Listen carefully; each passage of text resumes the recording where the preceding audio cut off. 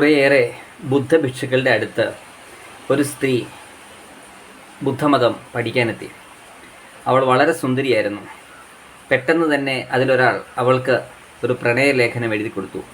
ഞാൻ നിന്നെ ഇഷ്ടപ്പെടുന്നുവെന്ന്. കാരണം ബാക്കിയുള്ളവരെല്ലാം പുരുഷന്മാരാണ്. അവരാർക്കെങ്കിലും ഇവൾ കൂടെ ആയിത്തീരുന്നതിന് മുന്നേ എനിക്ക് വേണമെന്നുള്ള തിരക്കിലാണ് അയാളത് ചെയ്തത്. പിറ്റേ ദിവസം രാവിലെ നേരം വെളുത്തു. ഗുരുവിൻ്റെ മുന്നിൽ ഈ പ്രേമലേഖനം കൊടുത്തുകൊണ്ട് സ്ത്രീ നിൽക്കുന്നു. അപ്പോൾ അദ്ദേഹം പറഞ്ഞു, ഈ പ്രണയലേഖനം ആരാണ് കൊടുത്തതെന്ന് ചോദിച്ചു. അയാൾ എഴുന്നേറ്റ് നിന്നു. അപ്പോൾ ഈ സ്ത്രീ തന്നെ പറയുകയാണ്, നിനക്ക് യഥാർത്ഥത്തിൽ എന്നോട് സ്നേഹമുണ്ടെങ്കിൽ ഇപ്പോൾ വന്ന് എന്നെ കെട്ടിപ്പിടിക്കൂ എന്ന് പറഞ്ഞു. അയാൾ തലകുനിച്ച് നിന്നതേ ഉള്ളൂ. പ്രണയത്തിനും ഒരു ഭാഷയുണ്ടെങ്കിൽ അത് സ്വതന്ത്രമായിരിക്കണം എന്നാണ് ബുദ്ധൻ്റെ ഭാഷ. ഇന്നതുപോലെ.